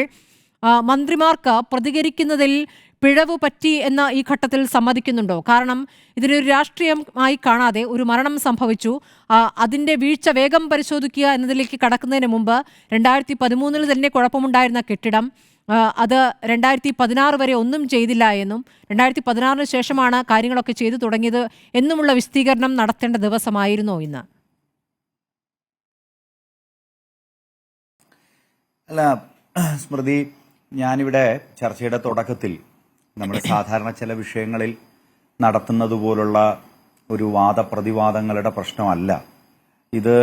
ജനങ്ങളെയും അതോടൊപ്പം ഈ മരിച്ച പിന്നെ കുടുംബാംഗത്തെയും അവരുടെ ബന്ധുക്കളെയും അവരുടെ സുഹൃത്തുക്കളും അടങ്ങുന്ന ഒരു വലിയ സമൂഹമുണ്ട്. അപ്പോൾ അവരോടൊക്കെയുള്ള അനുശോചനവും വേദനയും വ്യക്തിപരമായി എനിക്ക് കൂടി ഉണ്ട്. അതുകൊണ്ടാണ് ഞാൻ പറഞ്ഞത്, ശങ്കുറ്റിദാസ് പറഞ്ഞ പോലെ രാഷ്ട്രീയം പറയരുതെന്നുമല്ല. ശങ്കുറ്റിദാസും അതോടൊപ്പം UDFന്റെ പ്രതിനിധിയുമൊക്കെ ഈ വിഷയത്തെക്കുറിച്ച് വിശകലനം നടത്തുമ്പോൾ രാഷ്ട്രീയ താല്പര്യവും അതിന്റെ ഭാഗമായിട്ട് ചില കാര്യങ്ങളിൽ അവർ പ്രകടിപ്പിക്കുന്നുണ്ട്. പൊതുവായി കേരളത്തിലെ ആരോഗ്യ വകുപ്പിനെയും മന്ത്രിയെയും മന്ത്രി രാജിവെക്കണമെന്നൊക്കെയുള്ള സ്റ്റേറ്റ്മെന്റുകൾ വരുന്നത് നിഷ്കളങ്കമായിട്ടല്ല. അതിൽ അവർക്ക് കൃത്യമായ രാഷ്ട്രീയമുണ്ട്. അതവർ പറയരുതെന്നുള്ള വാദമൊന്നും എനിക്കില്ല. അതൊക്കെ അവരുടെ സ്വാതന്ത്ര്യം. പക്ഷെ സ്മൃതി, ഞാൻ സൂചിപ്പിക്കുന്ന ഒരു കാര്യം, ഇപ്പോൾ നിങ്ങളൊരു ദീർഘകാലമായി ജേർണലിസം രംഗത്ത് നിൽക്കുന്ന ഒരാളാണ്. അപ്പം മന്ത്രിമാര് ഇപ്പം ഞാൻ ഒരുപാട് ഘട്ടങ്ങളിൽ ഇപ്പോൾ നമ്മളൊരു ഒരു ഒരു ഒരു രക്ഷാപ്രവർത്തനത്തിന്റെ ഭാഗമായിട്ട് നേരിട്ടും അല്ലാതെയും ഒക്കെ പങ്കെടുക്കുന്ന ഒരു വ്യക്തി കൂടിയാണ്. ഇപ്പം തിരുവനന്തപുരത്തെ ആമയിഴഞ്ചാൻ തോട്ടിലുണ്ടായിട്ടുള്ള ദുരന്തമായാലും അങ്ങനെ ഒരുപാട് സംഭവങ്ങളിൽ ഒരു ഡിവൈഎഫ്ഐയുടെ ഭാഗമെന്ന നിലയിൽ പങ്കെടുക്കുന്ന ഒരാളാണ്. അപ്പം അവിടെ ചിലപ്പോൾ നമ്മുടെ മീഡിയ അതല്ലെങ്കിൽ അവിടെ വരുന്ന വ്യക്തിത്വങ്ങൾ ഒക്കെ ആ സംഭവങ്ങളെ ആ ഘട്ടത്തിൽ അവർ നടത്തുന്ന ഒരു പ്രതികരണം വെച്ച് നമ്മൾ അവരുടെ ഉദ്ദേശവും അവരുടെ ലക്ഷ്യവും ഒക്കെ ഈ ദുരന്ത നിവാരണ പ്രവർത്തനത്തെ തടസ്സപ്പെടുത്താനെന്നോ അല്ലെങ്കിൽ പിന്നെ കൂടുതൽ ദുരന്തത്തെ ക്ഷണിച്ചു വരുത്താനെന്നോ ഉള്ള ആ ഒരു വ്യാഖ്യാനം ശരിയല്ല. ഞാൻ അങ്ങനെ ഒരു വ്യാഖ്യാനത്തിലേക്കല്ല കടക്കുന്നത്. ഇന്ന് രാവിലെ ഈ അപകടം നടന്ന സമയം മുതൽ 4 മണി വരെയും ഞാൻ ഈ വാർത്തയ്ക്കൊപ്പം തന്നെ ഉണ്ടായിരുന്നു. ഞാൻ ഓരോ ഘട്ടത്തിലും നടത്തുന്ന പ്രതികരണങ്ങൾ, അവിടെ വരുന്ന ദൃശ്യങ്ങൾ, ആരൊക്കെ അവിടേക്ക് എത്തുന്നു കണ്ടുകൊണ്ടേയിരിക്കുകയാണ്. അതോടൊപ്പം പ്രേക്ഷകരും അത് ഇരിക്കുകയായിരിക്കുമല്ലോ. അവിടെ ആ കെട്ടിടം തകർന്നു വീണ് കിടക്കുകയാണ്. അതിനു മുന്നിൽ വെച്ച് ഇത് ഉപയോഗിക്കാത്ത കെട്ടിടമാണ് എന്നങ്ങ് ഉറപ്പിക്കുകയാണ്. ശരി, അതവിടെ തെറ്റായി പറഞ്ഞതാണ്, അത് മന്ത്രി വിശ്വസിച്ചു ആ നിമിഷം എന്ന് ഒരു ഇത്തിരി നേരത്തേക്കെങ്കിലും വിശ്വസിക്കാം. എന്നാൽ പോലും ആ കെട്ടിടം തകർന്നു വീണതിനടിയിലേക്കെങ്കിലും ഒരാളുണ്ടായിരിക്കുമോ എന്നൊരു സംശയം ഉണ്ടാകാതെ പോയത് എന്തുകൊണ്ടാണ്? ഇനി അതും കഴിഞ്ഞ് ഒരു മരണം സ്ഥിരീകരിക്കുകയാണ്. ആ മരണം കഴിയുമ്പോൾ നടത്തുന്ന ആദ്യ പ്രതികരണം എന്താണ്? 2013 അതിൽ ചോർച്ചയുണ്ടായിരുന്ന കെട്ടിടമാണ് എന്നാണോ പറഞ്ഞു തുടങ്ങേണ്ടത്? അങ്ങനെയാണോ പറഞ്ഞു തുടങ്ങേണ്ടത്? അവിടെയാണ് രാഷ്ട്രീയം കളിക്കുന്നു എന്നുള്ള സംശയം വരുന്നത്. ഇതിൽ മനുഷ്യത്വമില്ലാത്ത പ്രതികരണമായി വരുന്നത്. രണ്ടാമത്തെ കാര്യം, അവിടെ മുഖ്യമന്ത്രി എത്തുന്നു. 5 മിനിറ്റ് മുഖ്യമന്ത്രി അതെല്ലാം കണ്ടുപോയി. മുഖ്യമന്ത്രിയുടെ പ്രതികരണം ഉണ്ടായിട്ടില്ല. ഇനി അതിൻ്റെ രീതി വേറെ ആയിരിക്കാം. ശരി, ജില്ലാ കളക്ടർ, ഉത്തരവാദിത്തമുള്ള ജില്ലാ കളക്ടർ അവിടെ ഓടി വന്ന് ഒന്ന് കണ്ട് അവിടെ നിന്ന് മടങ്ങിപ്പോവുകയാണ്. അപ്പോൾ ആകെ കൂടി സൂപ്രണ്ടായാലും അവിടെ എത്ര ശുചിമുറികളുണ്ട്, സൂപ്രണ്ടിന് ഓരോ കെട്ടിടത്തിലും ശുചിമുറിയുടെ എണ്ണം എടുക്കലല്ല പടി എന്ന് വേണമെങ്കിൽ പറയാം, ശരിയാണ്. പക്ഷേ ഒരു അപകടം സംഭവിച്ചു കഴിയുമ്പോൾ അത് പരിശോധിക്കണമല്ലോ. അവിടെ 3 നിലകളിൽ എത്ര വാർഡുണ്ടായിരുന്നു, ആ വാർഡുകളിൽ എവിടെയൊക്കെയാണ് ശുചിമുറി ഉണ്ടായിരുന്നത്, ഏത് ശുചിമുറിയാണ് അടച്ചിട്ടിരുന്നതെന്ന് അന്വേഷിക്കാമല്ലോ. അവിടെ നിന്ന് മുഴുവൻ ബൈസ്റ്റാൻഡേഴ്സും പറയുകയാണ്, ഇന്ന് ഞാൻ രാവിലെ പോയതാണ്, ഇന്ന് പോലും അത് അടർന്നു വീഴുമെന്ന് ഭയന്നിരുന്നതാണ്, ഇന്നലെ പോയതാണ്, പകൽ പോയതാണ്, ഞാൻ തൊട്ടുമുമ്പ് പോയതാണ്. ഈ പ്രതികരണങ്ങൾ ഇവരെന്താണ് കാണാത്തത്? മന്ത്രി എന്താണ് കാണാത്തത്? ഈ ചെവിയിലേക്ക് ഒതുന്ന കാര്യങ്ങൾ മുഴുവൻ പാരറ്റിംഗ് നടത്താനാണോ? അതുപോലെ വിളിച്ചു പറയാനാണോ മന്ത്രി? അതാണോ മന്ത്രിയുടെ ഉത്തരവാദിത്തം?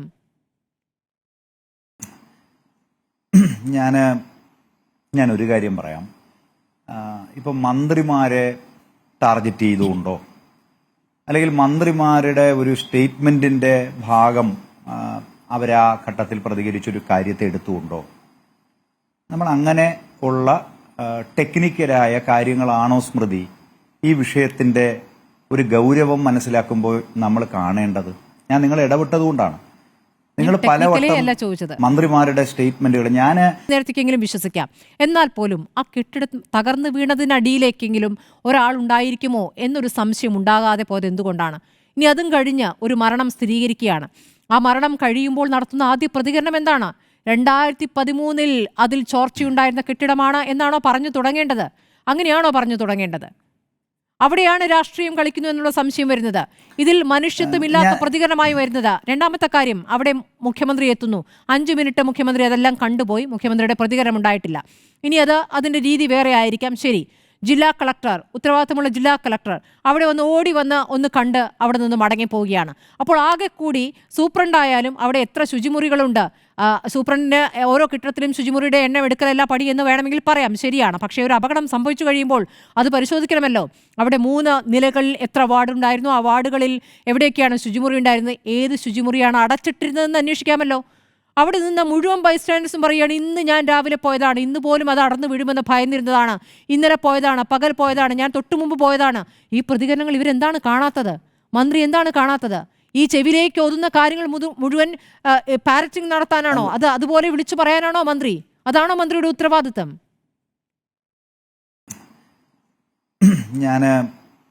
ഞാൻ ഒരു കാര്യം പറയാം. ഇപ്പം മന്ത്രിമാരെ ടാർഗറ്റ് ചെയ്തുകൊണ്ടോ അല്ലെങ്കിൽ മന്ത്രിമാരുടെ ഒരു സ്റ്റേറ്റ്മെന്റിന്റെ ഭാഗം അവരാ ഘട്ടത്തിൽ പ്രതികരിച്ചൊരു കാര്യത്തെ എടുത്തുകൊണ്ടോ നമ്മൾ അങ്ങനെ ഉള്ള ടെക്നിക്കലായ കാര്യങ്ങളാണോ സ്മൃതി ഈ വിഷയത്തിന്റെ ഒരു ഗൗരവം മനസ്സിലാക്കുമ്പോൾ നമ്മൾ കാണേണ്ടത്? ഞാൻ നിങ്ങൾ ഇടപെട്ടതുകൊണ്ടാണ്. നിങ്ങൾ technically അല്ല പലവട്ടം ചോദിച്ചത്. മന്ത്രിമാരുടെ സ്റ്റേറ്റ്മെന്റുകൾ ഞാൻ സത്യത്തിൽ ദേവിത അല്ല സ്മൃതി കേൾക്കൂ. സ്മൃതി എന്റെ അഭിപ്രായം ഞാൻ പറഞ്ഞപ്പോൾ അങ്ങ് ഇടപെട്ടു. ഞാൻ ഒട്ടും വികാരവിക്ഷുബ്ധനായിട്ടല്ല ഞാൻ മറുപടി, ഞാൻ വളരെ ശാന്തനായിട്ടാണ്. നിങ്ങൾക്കറിയാമല്ലോ പല വിഷയങ്ങളോടും നമ്മൾ തർക്കിക്കുകയും നമ്മൾ ശക്തമായി രോഷപ്രകടനം നടത്തുകയും ചെയ്യുന്ന ദിവസങ്ങളുണ്ട്. ഇന്നത്തെ ദിവസം അതിന് പറ്റിയ ദിവസമല്ല. അതിൽ പ്രത്യേകിച്ചും ഒരു മരണത്തിന്റെ വാർത്തയും അതിന്റെ നിലവിളിയും നമ്മുടെ മനസ്സിലും നമ്മുടെ ചെവികളിലും ഉണ്ട്. അതുകൊണ്ട് എനിക്കങ്ങനെ വികാരവിക്ഷുബ്ധനായി പ്രതികരിക്കാൻ കഴിയില്ല. ഞാൻ കാണുന്ന ഒരു പ്രധാന കാര്യം, നിങ്ങളുടെ ഫോക്കസ് എന്താണെന്ന് എനിക്ക് അറിഞ്ഞുകൂടാ. നിങ്ങൾ മന്ത്രിയെ സംബന്ധിച്ചും അവരുടെ പ്രതികരണത്തെ സംബന്ധിച്ചും ഒക്കെ നിങ്ങൾ പറഞ്ഞു. പിന്നെ എത്ര ശുചിമുറി ഉണ്ടെന്നോ അല്ലെങ്കിൽ എത്ര വാർഡുകളാണ് അതൊക്കെ പിന്നെ സൂപ്രണ്ട് അന്വേഷിച്ചോ? അതൊക്കെ അന്വേഷിക്കണം. അതിന്റെയൊക്കെ ഫാക്ട് ആൻഡ് ഫിഗേഴ്സ് വസ്തുതാപരമായി ഉണ്ടാവണം, സമാഹരിക്കണം, റെക്കോർഡുകളിൽ ഉണ്ടാവണം. നമ്മുടെ നാട്ടില് ഒരു ആശുപത്രി വരുമ്പോഴോ അല്ലെങ്കിൽ മറ്റേതെങ്കിലും ഒരു കൺസ്ട്രക്ഷൻ നടക്കുമ്പോഴോ അല്ലെങ്കിൽ ഒരു കെട്ടിടം ഉണ്ടാകുമ്പോഴോ കെട്ടിടം ഉണ്ടായിരുന്നപ്പോഴോ ഉള്ള ഓരോ കാര്യങ്ങളും രേഖകളിൽ ഉണ്ടാവുമല്ലോ. പിന്നെ സ്മൃതി, അത് ഇല്ല എന്ന് ഞാനോ സ്മൃതിയോ പറഞ്ഞാൽ ഉടൻ, അല്ലെങ്കിൽ സൂപ്രണ്ട് പറഞ്ഞാൽ, മറ്റൊരാൾ പറഞ്ഞാൽ ഇല്ലാതാകുവോ? അത് ബന്ധപ്പെട്ട രേഖകളുണ്ട്. ആ രേഖകൾ ആർക്കും പരിശോധിക്കാം. വരുന്ന മണിക്കൂറുകളിലോ വരുന്ന ദിവസങ്ങളിലോ ഒക്കെ അതൊക്കെ പബ്ലിക് സ്ഫിയറിൽ ഉള്ളതല്ലേ. നോക്കൂ ഷിജു ഖാൻ, നമ്മളിപ്പോൾ സംസാരിക്കുന്നത് ഒരു ജീവൻ രക്ഷിക്കാമായിരുന്ന ഒരു ജീവൻ അത് മരണത്തിന് വിട്ടുകൊടുത്തതിന്റെ ഉത്തരവാദിത്വ ആരാണ് എന്നുള്ള ചോദ്യമാണ്. നമുക്ക് ഒരുപാട് സാങ്കേതികത്വങ്ങൾ പറയാം, കടലാസുകളിൽ എഴുതി വെച്ചത് പറയാം, നേരത്തെയുള്ള അതിന്റെ രേഖകൾ എടുക്കാം, ഇതൊക്കെ ചെയ്യാം. 11 മണിക്ക് അപകട വിവരം അറിഞ്ഞിട്ടും 12 മണി കഴിഞ്ഞ് അവിടെ രക്ഷാപ്രവർത്തനം തുടങ്ങിയതിന് എന്ത് ഉത്തരവാദിത്വം, എന്ത് ന്യായമാണ് പറയാനുള്ളത്? പരാതിപ്പെട്ടിട്ടും എത്ര വൈകിയാണ് അവിടേക്ക് രക്ഷാപ്രവർത്തകർ എത്തിയത് എന്നുള്ള ചോദ്യത്തിന് ആരുത്തരം പറയും? അതൊരു പ്രധാനപ്പെട്ട ചോദ്യമല്ലേ? അപകടത്തിൽ കൊല്ലപ്പെട്ട ബിന്ദുവിന്റെ മൃതദേഹം Muttuchira holy ghost mission hospital മോർച്ചറിയിലേക്ക് ഇപ്പോൾ എത്തിച്ചിരിക്കുകയാണ്. നജ്മ തബ്ഷീറ, ഇപ്പോൾ ബിന്ദുവിന്റെ മരണം അത് രാഷ്ട്രീയമായി മുതലാക്കാനാണ് പ്രതിപക്ഷം ശ്രമിക്കുന്നത് എന്നാണ് CPM പ്രതിനിധി ഡോക്ടർ ഷിജു ഖാൻ പറയുന്നത്. CPM ഇപ്പോൾ ഇതിനെ സംയമനത്തോടുകൂടി കാണുന്നു. അതിനോടുള്ള പ്രതികരണങ്ങൾ, അതിനെ മനുഷ്യത്വപരമായി സമീപിക്കേണ്ടതിനെ കുറിച്ചൊക്കെയാണ് ഡോക്ടർ ഷിജു ഖാൻ പറയുന്നത്. പക്ഷേ യഥാർത്ഥത്തിൽ ബിന്ദുവിന്റെ മരണത്തിന് ഉത്തരവാദി ആര് എന്ന ചോദ്യത്തിന് ഉത്തരം കിട്ടിയോ? ഇല്ല. നോക്കൂ സ്മൃതി, നമ്മൾ ഈ വിഷയം ചർച്ച ചെയ്യുമ്പോൾ ആദ്യം ഷിജു ഖാൻ ഉയർത്തിയൊരു സ്റ്റേറ്റ്മെൻറ്റാണ് ഇവിടെ നമ്മൾ രാഷ്ട്രീയം പറയുന്നത് ശരിയല്ല എന്നുള്ളത്. ഈ സാധാരണഗതിയിൽ അധികാരമുള്ളവൻ്റെ പ്രിവിലേജാണ് ഇവിടെ ഇപ്പോൾ രാഷ്ട്രീയം പറയുക അരുത് എന്ന വാചകം. ആ അധികാരമില്ലാത്തവന്, അത്ര തന്നെ പ്രിവിലേജ് ഇല്ലാത്തവന് 24 മണിക്കൂറും രാഷ്ട്രീയം പറഞ്ഞേ മതിയാവൂ. ജനിക്കുമ്പോഴും മരിക്കുമ്പോഴും രാഷ്ട്രീയം പറഞ്ഞുകൊണ്ടിരിക്കേണ്ടി വരും. നോക്കൂ, ഇപ്പം നമ്മൾ കണ്ട ദൃശ്യങ്ങൾ, ചാണ്ടി ഉമ്മൻ ആ മൃതദേഹം കൊണ്ടുപോകുന്ന വണ്ടിക്ക് മുന്നിൽ നിന്ന് ഒരു സ്റ്റേറ്റ്മെൻറ്റ് കൊടുക്കാൻ ശ്രമിച്ചതിന്, ചാണ്ടി ഉമ്മൻ അദ്ദേഹത്തിന് വേണ്ടി പോലുമല്ല, ഈ മരിച്ചു കിടക്കുന്ന ബഹുമാനപ്പെട്ട സഹോദരിയുടെ ഒരു ബന്ധു അദ്ദേഹത്തിന് ഒരു സ്റ്റേറ്റ്മെൻറ്റ് കൊടുക്കണമെന്ന് ആവശ്യപ്പെട്ടതിന് പോലീസുകാർ അവരെ വലിച്ചഴക്കുന്ന ദൃശ്യം നമ്മളിപ്പോൾ ലൈവായി നമ്മുടെ ദൃശ്യങ്ങളിൽ കാണുകയുണ്ടായി. എന്തിനാണ് അവർ കൊടുക്കുന്ന സ്റ്റേറ്റ്മെൻറ്റിനെ പോലും പോലീസിനെ ഉപയോഗിച്ച് അവർ അവിടെ നിന്ന് മാറ്റുന്നത്? അങ്ങനെ ഒരു സ്റ്റേറ്റ്മെൻറ്റ് പോലും മാധ്യമങ്ങളിൽ പ്രത്യക്ഷപ്പെടരുത്, ജനങ്ങളുടെ മുന്നിലേക്ക് പോകരുത് എന്നവർ തർക്കിക്കുന്നത്, എന്നവർ വാശി പിടിക്കുന്നത്. അവർ വീണ്ടും ആവർത്തിക്കുന്നുണ്ട്. അവർ പറയാൻ ആഗ്രഹിക്കുന്നത് ഇനിയുള്ള ആ കുഞ്ഞുങ്ങളുടെ ഭാവിയെക്കുറിച്ചാണ്, അവർക്ക് കിട്ടേണ്ടുന്ന സഹായങ്ങളെക്കുറിച്ചാണ്. ചാണ്ടി ഉമ്മൻ പറയുന്നുണ്ട്, മുണ്ടക്കൈ ചൂരൽ മല ദുരന്തം പോലെ ഇവിടെ ഒരു ദുരന്തം ആവർത്തിക്കാതിരിക്കാൻ വേണ്ടിയാണ് ഈ സമയത്ത് തന്നെ ഞങ്ങളത് ആവശ്യപ്പെടുന്നത് എന്ന്. ഞാൻ ഒരാളെ ഓർമ്മപ്പെടുത്തി തരാം.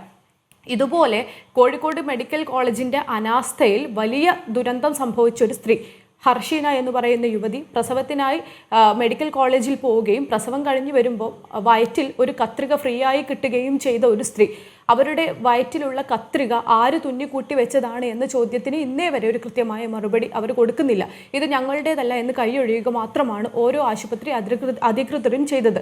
ഒടുവിൽ അവർക്ക് ആളുകളുടെ മുന്നിൽ വന്ന് ചോദിക്കേണ്ടി വന്നു, ഞാൻ എന്താ കത്രിക വിഴുങ്ങിയതാണോ എന്ന്.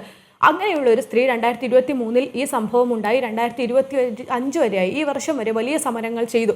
ആ സമരങ്ങൾക്കൊടുവിൽ ഈ വർഷം ആദ്യം എനിക്ക് തോന്നുന്നു വനിതാ കമ്മീഷൻ അധ്യക്ഷയാണ് ഇവരുടെ സമരത്തെ പുച്ഛിച്ചുകൊണ്ട് അവരുടെ സമരം രാഷ്ട്രീയ പ്രേരിതമാണ് എന്നൊരു സ്റ്റേറ്റ്മെന്റ് ഇറക്കുന്നത്. ഇങ്ങനെയുള്ള സാഹചര്യങ്ങൾ കേരളത്തിൽ ഇത് 1, 2, 3 അല്ല, ഇത് നിരന്തരമായി ആവർത്തിച്ചു വരുന്നതാണ്. അതുകൊണ്ട് തന്നെ അപകടം ഉണ്ടാവുന്ന സമയത്ത് രാഷ്ട്രീയം സംസാരിച്ചേ തീരും. ഇപ്പോൾ ചാണ്ടി ഉമ്മനെ ഒന്നാം പ്രതിയാക്കിക്കൊണ്ട് കേസെടുത്തിട്ടുണ്ട്. ഈ പ്രതിഷേധത്തിൽ കണ്ടാലറിയുന്ന 30ഓളം പേർക്കെതിരെയും കേസെടുത്തിട്ടുണ്ട്.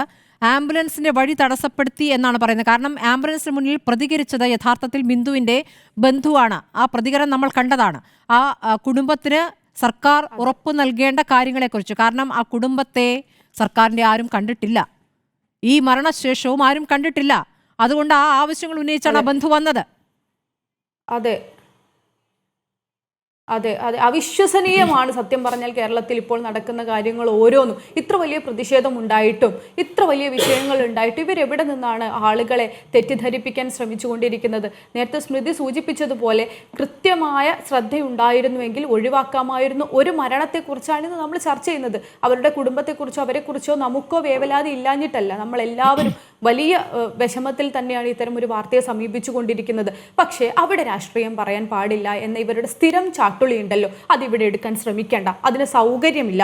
കേരളത്തിലെ യുവജനം, കേരളത്തിലെ പൊതുജനം നിരന്തരമായിട്ട് ഇതിൻ്റെ മുകളിൽ രാഷ്ട്രീയം പറയുക തന്നെ ചെയ്യും. കാരണം മന്ത്രി വഴിതിരിച്ചു വിട്ട ഒരു സ്റ്റേറ്റ്മെൻറ്റിൻ്റെ മുകളിൽ തന്നെയാണ്, അവരുടെ അശ്രദ്ധ കൊണ്ട് തന്നെയാണ്, 100% അവരുടെ അശ്രദ്ധ കൊണ്ട് തന്നെയാണ് ആ ഹോസ്പിറ്റലിൽ ആ ശുചിമുറി ഉപയോഗിക്കുന്ന, ആ മുറി ഉപയോഗിക്കുന്ന രോഗികളുണ്ട് എന്ന് കൃത്യമായി അറിഞ്ഞിട്ടും അവിടെ ഒരു തിരച്ചിൽ നടത്താൻ അവിടെയുള്ള സേനകൾ തയ്യാറാവാതിരുന്നത്. അങ്ങനെയൊരു തിരച്ചിൽ വൈകിപ്പിച്ചത് ഇത് കൊലപാതകമാണ്. ഇവിടെ രാഷ്ട്രീയം പറയുക തന്നെ ചെയ്യും. ഷിജു ഖാൻ മറുപടി പറയണം. ആ കുടുംബം, ആ കുടുംബത്തിന്റെ അവസ്ഥ, അത് ആ വീട്, ആ വീടിന്റെ ദൃശ്യങ്ങൾ, ഇതൊക്കെ തന്നെ ഇപ്പോൾ കേരളം കണ്ടു കഴിഞ്ഞിരിക്കുന്നു. പാതി പണി തീർത്തൊരു വീടാണ്, തേക്കാത്തൊരു വീടാണ്.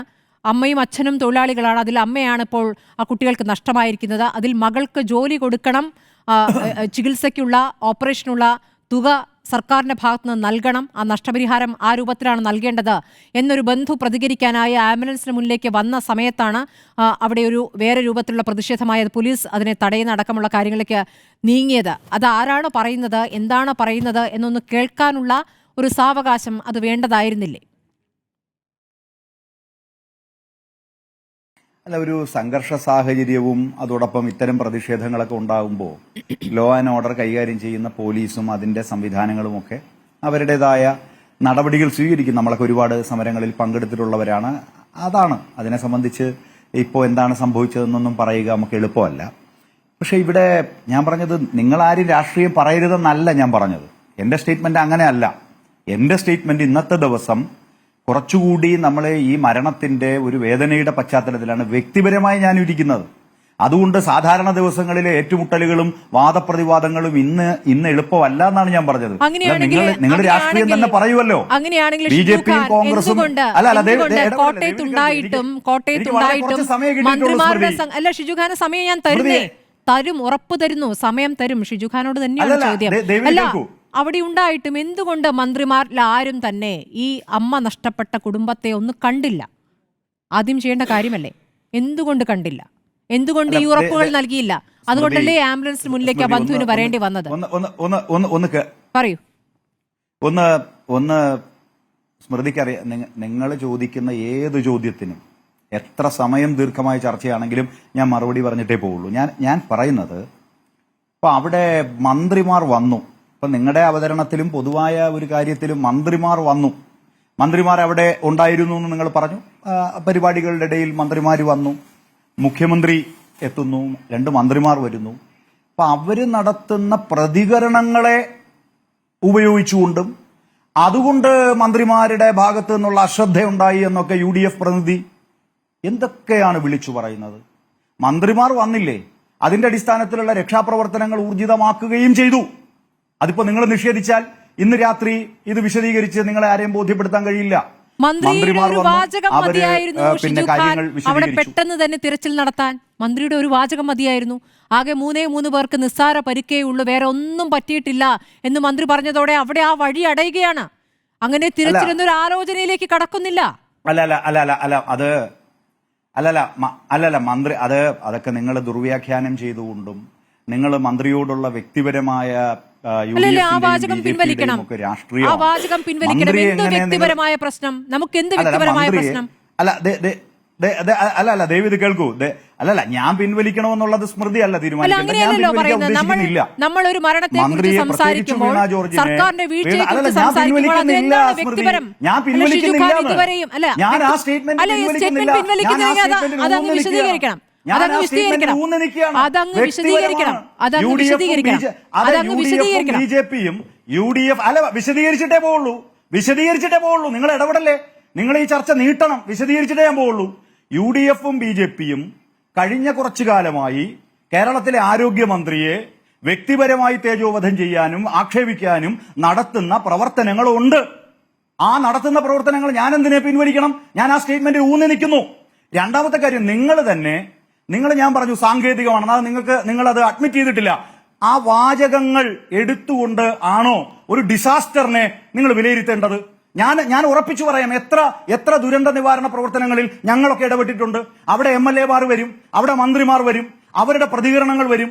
അതുകൊണ്ട് രക്ഷാപ്രവർത്തനമാകെ താളം തെറ്റിച്ചത് അവരാണെന്ന് പറയുന്നത് ഇന്നത്തെ ദിവസം ശരിയാണോ? അത് ശരിയല്ല. ആ പ്രയോഗം ശരിയല്ല. നിങ്ങൾ പറയുന്നു ഡോക്ടർ ഷിജു ഖാൻ പ്രവർത്തിക്കാൻ പാടില്ലാത്ത കെട്ടിടത്തിലാണ് 3 വാർഡുകൾ പ്രവർത്തിച്ചിരുന്നത്, 10 തിയേറ്ററുകൾ അവിടെ പ്രവർത്തിച്ചിരുന്നത്. ഇതുപോലെ നിരവധി സ്റ്റേറ്റ്മെന്റുകൾ